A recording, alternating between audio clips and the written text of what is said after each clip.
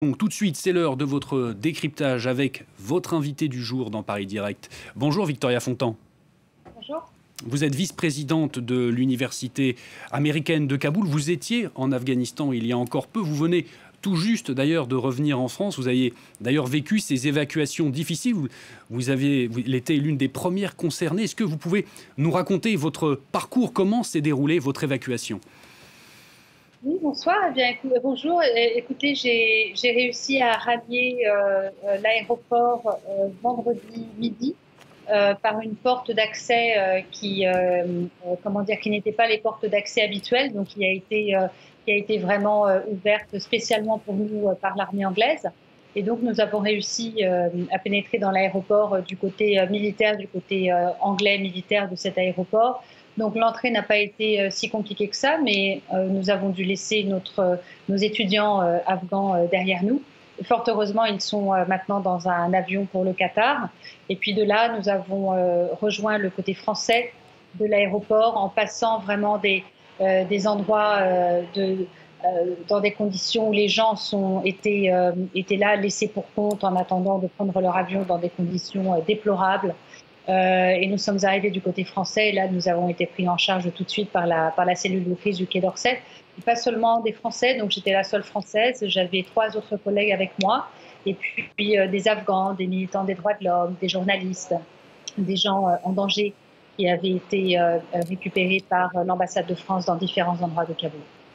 Vous évoquiez votre évacuation, donc il me semble que vous aviez été d'ailleurs confronté aux talibans au tout début, avant de pouvoir rejoindre l'aéroport, des talibans parmi les plus radicaux, il me semble. Est-ce que vous pouvez nous décrire également cette scène?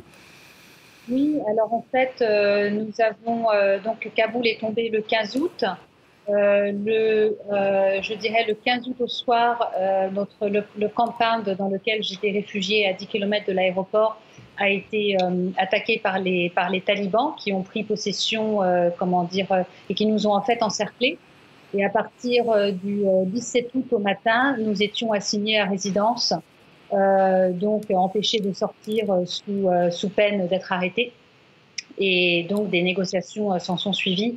La compagnie de sécurité qui s'occupait de nous a déclenché son plan otage. Et donc nous avons ils ont eux-mêmes, établi des négociations avec les talibans pour pouvoir être libérés. Il y a eu dans ces tractations eh bien, beaucoup de matériel militaire qui a été laissé aux talibans et puis aussi des sommes d'argent.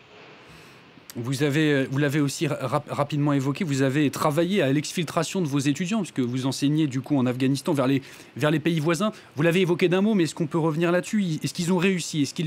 Vous avez pu avoir des nouvelles notamment?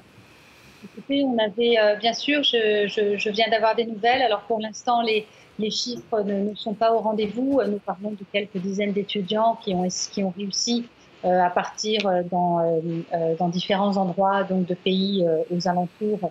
Et donc, quelque part, nous avions préparé des listes, il y avait des avions qui étaient là, mais le souci était exactement le même que le mien, rallier l'aéroport.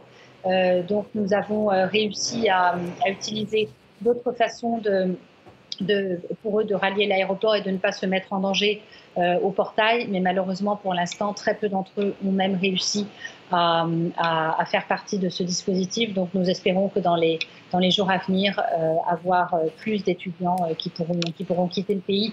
Mais vraiment, le temps est compté. La date butoir du 31 août vient d'être évoquée par les talibans. Et donc, je pense que si on n'arrive pas à exfiltrer un maximum de personnes avant le 31 août, et bien là, vraiment, la tradition va s'abattre sur le pays et il sera impossible d'exfiltrer qui que ce soit.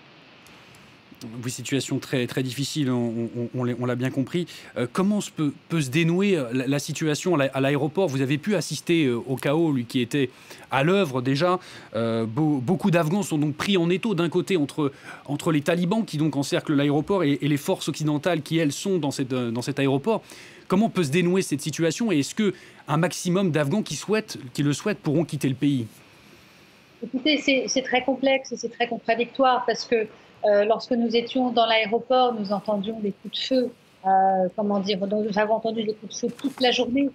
parfois très très proches de nous, des rafales de Kalachnikov qui sont faites pour vraiment disperser la foule. Et c'est incompréhensible parce qu'il y a une personne qui a été chargée par les talibans comment dire, de faire en sorte que tous les gens qui veulent quitter le pays puissent comment dire, arriver jusqu'à l'intérieur de l'aéroport. Mais force est de constater que ça ne se passe pas. Et je pense que vraiment, si les talibans voulaient comment dire, instaurer de l'ordre, ils pourraient le faire. Et pour moi, ceci est vraiment la contradiction de ce que l'on entend par rapport aux talibans en ce moment. D'un côté, on nous dit qu'ils sont changés, de l'autre, ils mettent des bâtons dans les roues à la population en permanence. Et donc, ce double discours est vraiment difficile à gérer au quotidien et difficile à gérer pour ces Afghans qui se voient bloqués.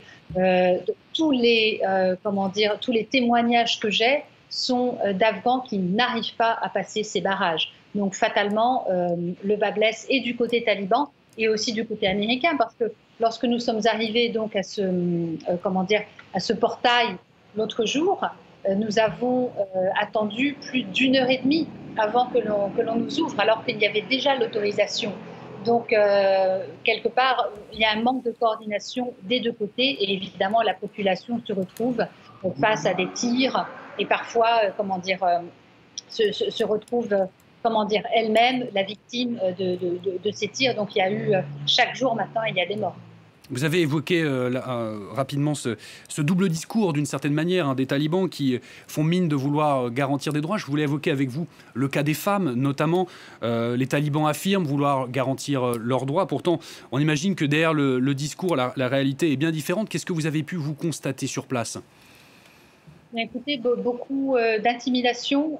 J'ai des collègues féminines qui m'ont déjà reçu des visites de talibans chez elles. Alors, absolument rien ne se passe. Ils prennent les preuves, ils mettent les gens sur des listes. Et puis, il y a des petites réflexions qui se font, des petites intimidations, des appels, qui sont envers ces personnes-là. Il y a aussi des SMS que ces personnes reçoivent. Et donc, petit à petit, on place ces personnes dans des conditions d'insécurité qui vont quelque part générer de l'autocensure. Et donc, petit à petit, principalement ces femmes arrêtent de parler, désactivent leur compte de réseaux sociaux et quelque part, elles-mêmes créent une situation de par cette peur dans laquelle les femmes sont en train vraiment de disparaître de l'espace public. Et ça, c'est en train d'arriver maintenant, alors que les yeux de la communauté internationale sont sur l'Afghanistan. Alors imaginez dans 3-4 semaines, on n'entendra plus parler d'elle, tout simplement. Situation très inquiétante, donc on l'aura compris. Merci à vous, Victoria Fontan, d'avoir répondu aux questions de France 24 dans notre Paris Direct et pour votre témoignage édifiant, il faut bien le dire. Encore merci.